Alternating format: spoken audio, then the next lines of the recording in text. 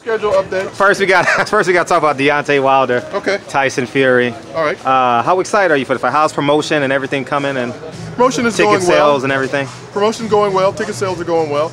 You know, we fully expect that the final 2 weeks of the season, of the of the promotion, things are going to pick up. You know, I think people are going to really be excited about this fight. I mean, I'm hearing from people that normally don't even talk to me about boxing. You know, everybody gets excited about a heavyweight fight. So, but I think it's going to do well. I think people are, you know, sort of intrigued by the idea that you have two large heavyweights in the ring that are both undefeated and that are well respected. You know, Tyson Fury is respected for what he did against Klitschko, and you know, Deontay is respected for knocking out every opponent he's ever faced. So, you know, people are excited about it, and I think that's going to translate as it goes, you know, more and more along. And as you saw today, people are excited about Deontay. You know, full event. And so if we can have clarification, because I never knew you did interviews. We've hung around for so long, and I'm like, oh, Tim, you do interviews. I saw you on the Boxing Voice, but can we get clarification of your job description and your title so people can know? I do absolutely nothing. I just sit around and watch old movies all day long. That's it. That's all I do. I don't do anything. I do nothing. No, I'm the vice president of communications for Haymon Sports, and you know, as such, you know, I facilitate interviews for other people. I you know, try to get our boxers, interviews with, set up interviews with writers and, you know, reporters like yourself. So that's primarily my job, and, you know, helping set up press conferences whenever we have fight announcements, writing releases and things like that. And speaking of communications, Fox just flew in a whole bunch of fighters, and you guys are starting your TV show. You mentioned that, your pre-show, your post-show, and you're going to have guest stars come in. And can you elaborate on the production of that so fans will know? I mean, it's a Fox production, so you know the production values are going to be high level. It's not going to be something that people do from their basement on Skype or Facebook. You know, if we have to use, the beauty of this is that if we have to use someone that's out of town, there's a Fox studio or a Fox network in almost every major city that we can get a guy to, or there's a satellite, you know, facility that you can get a guy to, so you get, you know, nice production values with that.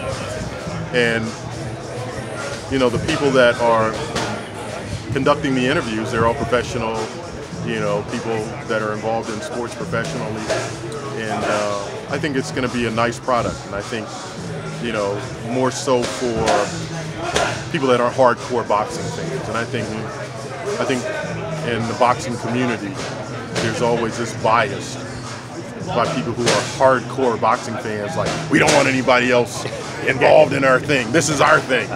You know, and these are the casuals, or these are the people that don't know what they're talking about. You know, but how do you ever expect the sport to grow if you don't have people that don't know anything about the sport, that are willing to be educated about the sport? You know, we all, at some point in our life, we didn't grow up with a wealth of boxing knowledge. So somebody had to sit down and teach us, you know, the history of the sport, you know, who the champions are and that type of thing. So, you know, this is an effort on our part to sort of educate the uninitiated to the sport, and hopefully they'll see it, they'll like it, and they'll, you know, tell their friends that they like what they saw. And you can build the sport up, and you can, you know, and you can have new fans that are going to come in, and it's just not the hardcore group of fans. Because once you have a hardcore group of fans, what happens if you don't replenish that fan base is that those fans die off, and the sport shrinks, you know, smaller and smaller. So instead of trying to shrink the sport, we're interested in building a sport up, you know, and building it up and out, so that you can get a bigger base of fans, and it helps everybody involved in the sport. It just doesn't help us; it helps everybody that's involved in the sport. And when I was a reporter, so people know your experience. Oh well, okay. So I was a reporter for the Atlanta Journal-Constitution, the Cincinnati Enquirer, the New York Times, the New York Daily News. But when I was a reporter, the one thing that always pained me in boxing was that nobody had the best interest of the sport at heart, because it's all individuals that are doing things that enrich themselves. But, you know, football had a league, basketball had a league, you know, it had a commissioner, and the commissioner was always involved in the integrity of the sport. Then they had revenue sharing, so everybody had a slice of the pie. But that wasn't the case in boxing. you know, and so nobody really ever took advantage of working together and trying to make the sport better. Now you have, like, you know, factions and fractions of groups that do, you know, whatever is in their best interest, and I don't know if that's ever going to change, but in a small way, what we're trying to do is we're trying to present the best quality shows that we possibly can with what we have to do. You know, we're not concentrating on anybody else's product. We're not telling anybody else how to run their business or what they should do. It's like with what we have, we're trying to present the fans the best possible fights that we can present them on as wide a platform as we can, so we can bring in new fans.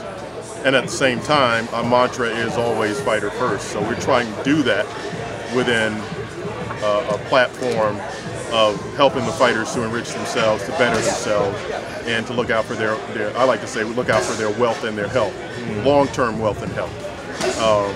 So, you know, we get criticized a lot by people that say these guys don't fight enough.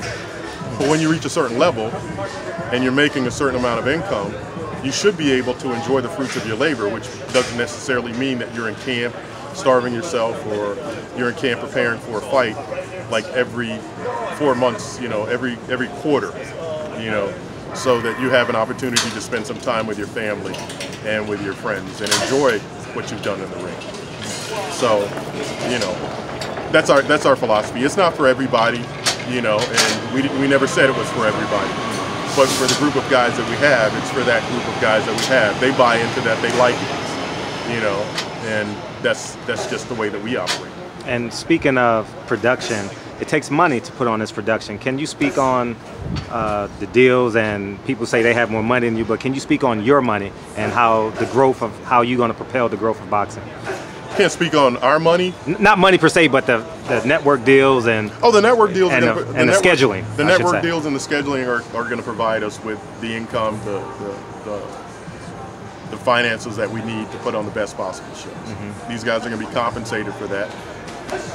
Between Fox, the Fox deal and the Showtime deal, the PBC is going to be in everyone's home 3 times a month.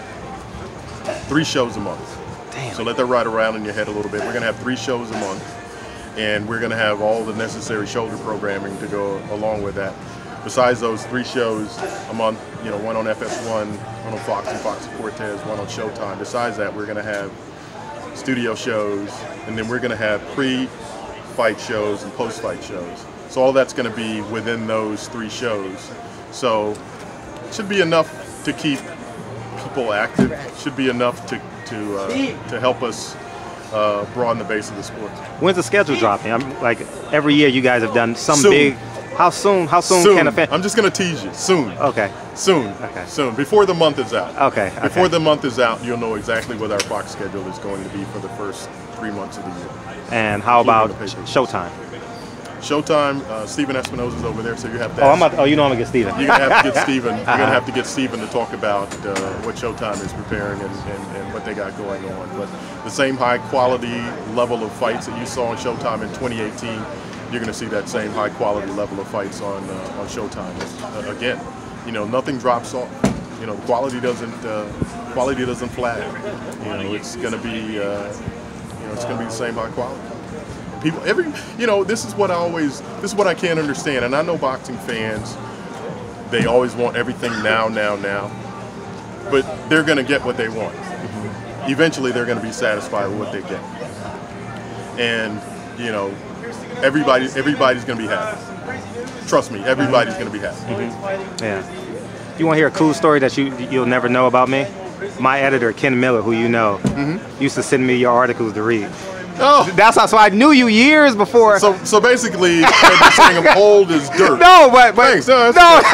In addition to be old and dirt. In addition to being old and dirt. Your work. I'm being real genuine with you. I don't say bullshit just to say it. You inspired the culture. You're like, okay. You know what I mean? So I've never told you that, but yeah, I should have told you that in New York, but I never told you that. Thank you. You used to always send me your stuff Thank for the you. Times. I'm humbled by that. For sure. Much. I appreciate it. Appreciate you, King. Thank you, man. All right.